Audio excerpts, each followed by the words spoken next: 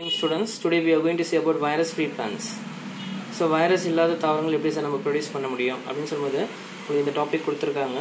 The field grown plants like perennial crops usually infected by இந்த perennial crops எதன் மூலம் infect ஆகுது, எதன் மூலம்லாம் பாதிப்பு ஏற்படுதுன்னா variety of pathogens like fungi, bacteria, mycoplasma, viruses which causes considerable economic loss. உங்களுக்கு இந்த pathogen மூலமாக இந்த பூச்சிகள் மூலமாக இல்லை ஃபங்கை மைக்கோபிளாஸ்மா மூலமாக உங்களுக்கு வந்து எக்கனாமிக் லாஸஸ் ஏற்படுதுன்னு சொல்கிறாங்க. ஸோ இதை வந்து நீங்கள் சிம்பிளாக மெத்தட் பண்ணி கெமிக்கல்ஸ் அப்ளை பண்ணி நீங்கள் இதெல்லாம் கண்ட்ரோல் பண்ணலாம் அப்படின்னு சொல்கிறாங்க. ஆனால் வைரஸை வந்து ஜென்ரலாக கண்ட்ரோல் பண்ண முடியாது அப்படின்னு சொல்கிறாங்க. Chemical methods can be used to control fungal as well as bacterial pathogen, பூச்சிகளை வந்து கண்ட்ரோல் பண்ண முடியும். ஆனால் வைரஸ் வந்து கண்ட்ரோல் பண்ண முடியாது. எதன் மூலம்னா chemical methods, but not virus genetically. So அப்போ வைரஸ் ஃப்ரீ பிளான்ஸ் எப்படி சார் ப்ரொடியூஸ் பண்ண முடியும்னா ஷூட் மெரிஸ்டம் கல்ச்சர் அப்ளை பண்ணாதான் நம்ம வந்து பார்த்தோன்னா உங்களுக்கு வைரஸ் ஃப்ரீ பிளான்ஸை ப்ரொடியூஸ் பண்ண முடியும். அப்போ shoot meristem tip culture is the best method to produce virus free plants because this shoot meristem tip is always free from virus. இந்த வைரஸ் இந்த ஷூட் மெரிஸ்டம் வந்து எந்த பாதிப்பும் ஏற்படாது வைரஸ் மூலமான்னு சொல்றாங்க. ஓகே, அப்போ என்ன பண்றீங்க, இந்த தண்டு பகுதி, தண்டோட நுனி பகுதி, இதில் கூட 2 இலைகள் இருந்தால் பரவாயில்ல, அதை கட் பண்ணி எடுத்துறீங்க. அது ஸ்டெரில் கண்டிஷனில் இருக்கணும். ஒரு எக்ஸ்பிளான்ட், ஒரு பிளான்ட்லேருந்து இந்த தண்டு பகுதி மட்டும் கட் பண்ணி நம்ம மெரிஸ்டம் கல்ச்சர் மூலமாக ஒரு வைரஸ் ஃப்ரீ பிளான்ட்டை ப்ரொடியூஸ் பண்ண முடியும். ஸோ என்ன ப்ரொசீஜர் அப்படின்னு சொல்லும்போது பார்த்தீங்கன்னா என்னென்ன ப்ரோட்டோகால் சொல்லியிருக்காங்கன்னா apical meristem tip with 1 or 2 leaf primordium. இந்த டிப்போட கல்ச்சர், இந்த தண்டோட நுனி பகுதியோட ஒரு 1 இல்லை 2 லீஃப் கூட சேர்த்து அதை எக்ஸைஸ்னா கட் பண்ணி எடுத்து ஸ்டெரில் கண்டிஷனில் வைக்கணும்னு சொல்கிறாங்க. க்ளீன் கண்டிஷனில் இருக்கணும். இன்விட்ரோ கல்ச்சர் அப்புறம் இந்த மெரிஸ்டம், இந்த மெரிஸ்டம் டிப் வந்து என்ன பண்ணால் it is added with 10 ml of a solid MS medium, Morishix and Skook medium, nutrient medium add பண்றீங்க.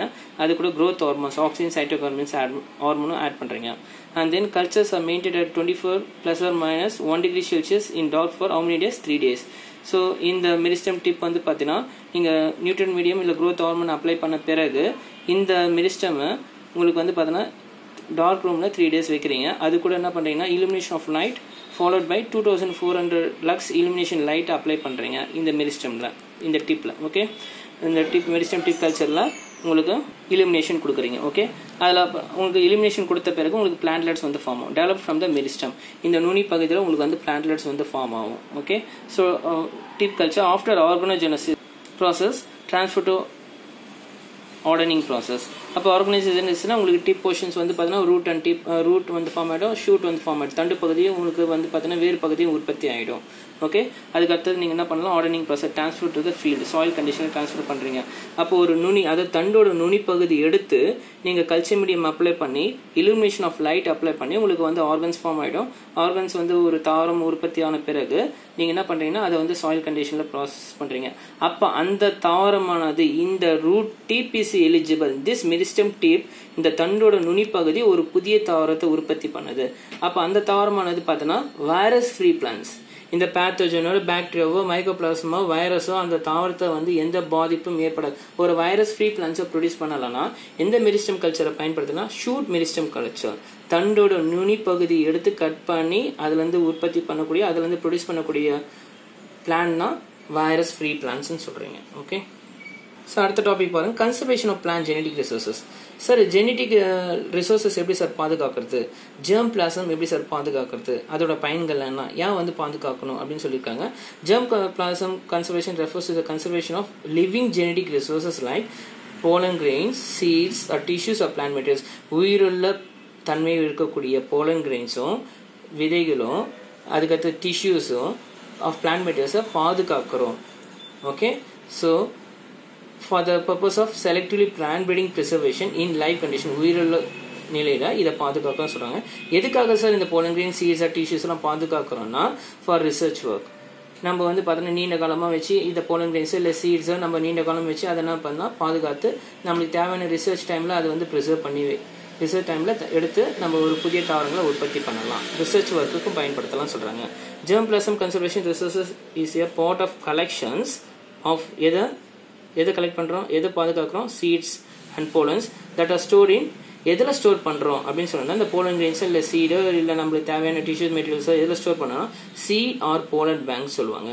ஸோ அது ஒரு பேங்க் மாதிரி இருக்கும். நம்மளுக்கு முக்கியமான அரிதான தாவரங்கள் அல்ல அரிதான தாவரங்கள் உள்ள விதைகளோ அரிதான தாவரங்கள் உள்ள போலன் கிரெயின்ஸோ முக்கியமான எலைட் வெரைட்டிஸ்னு சொல்லுவாங்க. டிசைரபிள் கேரக்டர்ஸ் உள்ள pollen grains or seeds had been store எங்கே பாதுகாத்து வச்சிருப்பாங்கன்னா போலன் பேங்க்ஸ் சொல்லியிருக்காங்க. So as to maintain the viability, அதோட வயபிள் நேச்சரும் அதோட ஃபர்டிலிட்டி கண்டிஷனும் ஃபார் எனி லேட்டர் யூஸ், நம்ம எப்போ வேணால் அது பயன்படுத்திக்கலாம். எடுத்து எங்கள் போலன் பேங்க்கில் நீங்கள் ஸ்டோர் பண்ணி வச்சீங்கன்னா நம்ம எப்போ வேணால் எடுத்து அதை வந்து யூஸ் பண்ணிக்கலாம். ஓகே, சச் அஸ் ஹைப்ரிடைசேஷன் டெக்னிக்கோ இல்லை கிராப் இம்ப்ரூவ்மெண்ட்டுக்கோ நம்ம பயன்படுத்திக்கலாம். ஓகே, நம்மளுக்கு தேவையான போது ஹைப்ரிடைசேஷன் ப்ராசஸ் தேவையோ அப்போ வந்து பார்த்தீங்கன்னா இந்த போலன் கிரெயின்ஸோ இல்லை சீட் எடுத்து பயன்படுத்திக்கலாம் சொல்கிறாங்க. Germ blossom conservation may also involves எங்கே நான் சொன்னேன் எங்கே பாதுகாக்கணும்னு சொன்னேன் ஜீன் பேங்க்ல ஸ்டோர் பண்ணிக்கிறோம் இல்லை டிஎன்ஏ பேங்க்ல ஸ்டோர் பண்ணிக்கிறோம். ஃபார் எலைட்னா டிசைரபிள் கேரக்டர்ஸ் உள்ள plants, breeding lines of plant resources for the maintenance of biological diversity. அதுக்கு மட்டும் இல்லாமல் food security.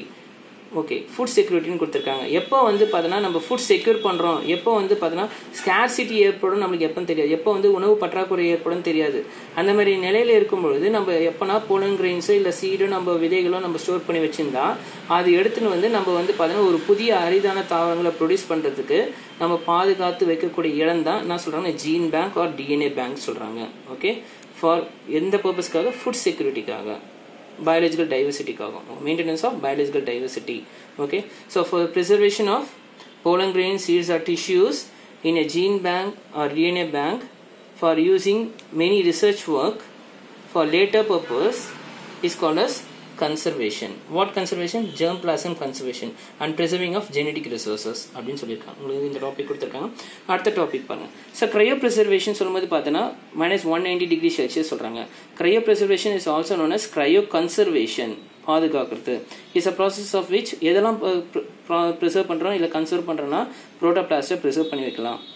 Cells, tissues, organs, plant organs, extracellular matrix, enzymes நொதிகள் or any other biological materials are subject to எப்படி conserve பண்ணி வைப்பாங்கன்னா by cooling to very low temperature -196 degree Celsius using liquid nitrogen மூலமாக இதெல்லாம் conserve பண்ணி வச்சிருப்பாங்க, பாதுகாத்து வச்சிருப்பாங்க.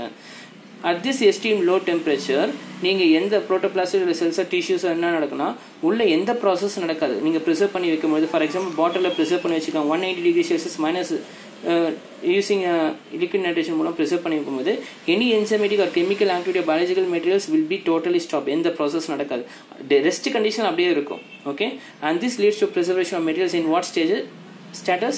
dormant, ரெஸ்ட் கண்டிஷனில் இருக்கும். சார் இப்போ ரெஸ்ட் கண்டிஷனில் இருக்குன்னு சொல்கிறாங்க, நம்மளுக்கு தேவைப்படும் போது என்ன சார் பண்ணலாம்னா அப்போ என்னது லோ டெம்பரேச்சர்லேருந்து நார்மல் டெம்பரேச்சர் எடுத்துகிட்டு வந்தால் நம்ம ரிசர்ச்சுக்கு அதை பயன்படுத்திக்கலாம். Later these materials can be activated by bringing to what temperature? room temperature slowly for experimental works.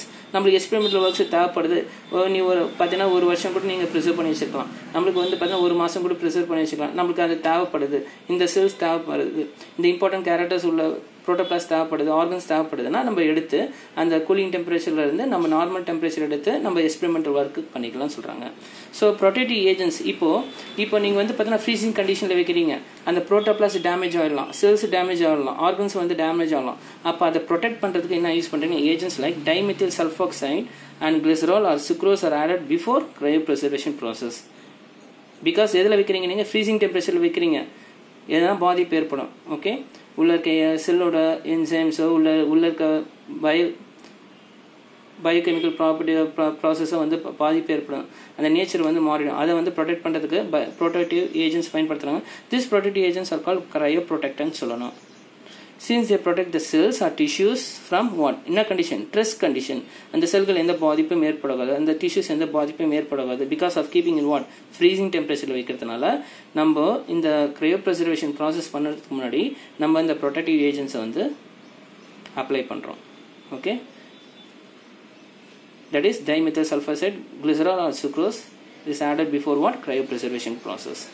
So நம்ம எப்போ வேணால் எக்ஸ்பெரிமெண்டல் ஒர்க்கு வந்து பார்த்தீங்கன்னா அதை எடுத்து நம்ம ஒரு புதிய தாவரங்களாக வந்து உற்பத்தி பண்ணிக்கலாம். So important cells or organs or protoplast is kept under very low temperature, that is -190 degree Celsius at cold condition, that is liquid nitrogen use பண்ணி பயன்படுத்துறது தான் cryopreservation. தேங்க்யூ.